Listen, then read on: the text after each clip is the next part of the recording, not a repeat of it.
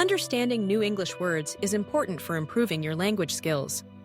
Today, we will learn 5 useful English words: reliable, approach, despite, benefit, and purpose. For each word, you will learn what it means, how to use it in different situations, and see examples in different tenses. Let's begin. The first word is reliable. Reliable is an adjective. If a person or a thing is reliable, it means you can trust them. They do what you expect. They do not disappoint you. Reliable describes someone or something that you can depend on. For example, think about a friend who always helps you when you need something. You can say, "My friend Tom is very reliable. He always helps me when I have problems." This means Tom is a good friend who you can trust. Reliable can also describe things, not only people. For example, imagine you have a car that always starts even in winter and it never breaks down. You can say, "This car is reliable. It's never broken down." This means the car works well and you can trust it to take you where you want to go. You can also use reliable in different tenses. For example, in the past, when I was a child, my dog was very reliable. He always waited for me after school. Or in the future, I hope my new phone will be reliable and not break easily. Reliable is a very useful word to describe friends, family, machines, and even services.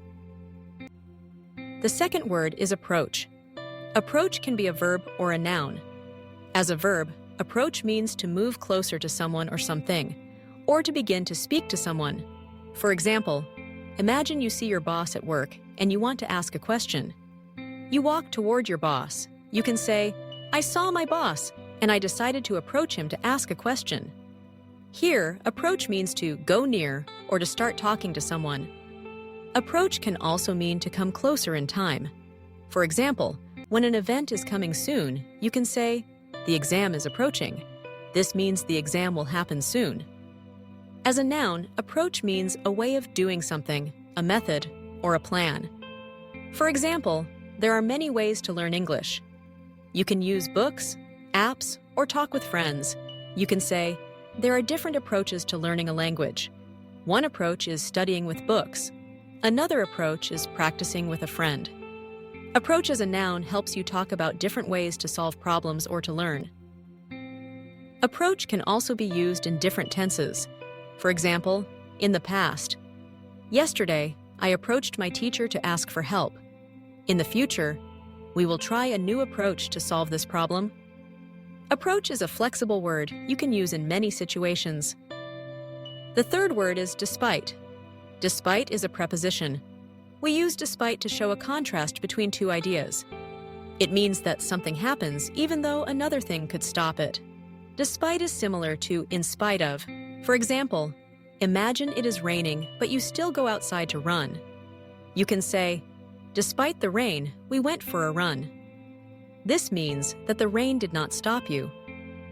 Another example is about a difficult exam.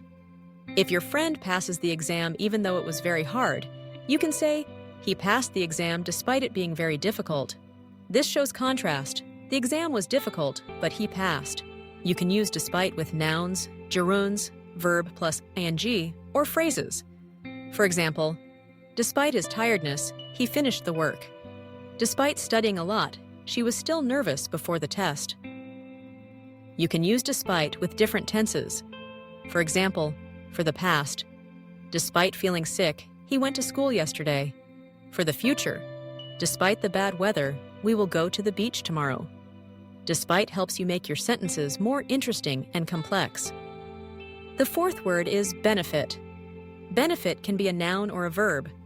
As a noun, benefit means an advantage or something good that you get. For example, cycling is good for your health. You can say, "A benefit of cycling is that it's good for your health." Here, benefit means a good point or a positive result. As a verb, benefit means to get help or a good result from something. For example, if you study a lot, your English will get better. You can say, "You will benefit from studying more. Your English will improve." This means you will get a good result because you study. You can use benefit in many tenses. For example, in the past, I benefited from reading every day when I was a child. In the present, she benefits from going to the gym regularly. In the future, they will benefit from learning new skills. Benefit is a common word in school, work, and everyday life. The last word is purpose. Purpose is a noun. Purpose means the reason for doing something or the reason why something exists. It answers the question why. For example, if you go to the store, you have a reason. You can say, "The purpose of my visit is to buy bread." This means you went to the store to buy bread. Purpose can also talk about bigger reasons. For example, many people work to make money. You can say, "The purpose of working is to earn money." Or, if you make a plan, you can say, "The purpose of this meeting is to discuss our project."